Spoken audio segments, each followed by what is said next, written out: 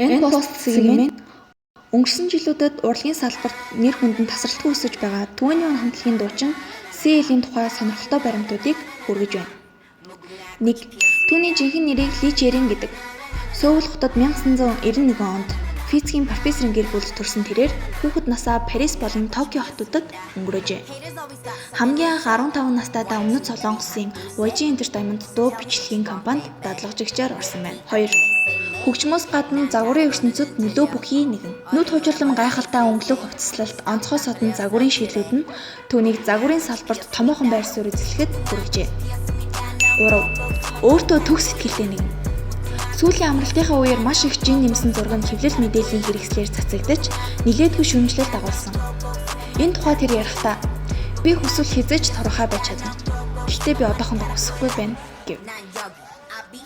4. Солонгосын урлагт жишг болсон өхөөр дөм төрөх уянгалаг хоолойтой дуучин бас итгээд өвөрмөц хувцаслалт, ширүүн шийдэмгийн хоолой мөнгө аястай нэгэн.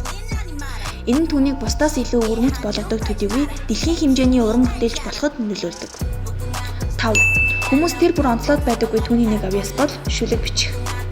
G-Dragon Teddy нартай хамтран дуулсан We The Leaders дууныхаа үгийг өөрөө бичжээ. 6. Чөлөөт цагаараа төгөлдөр хуур тоглодог.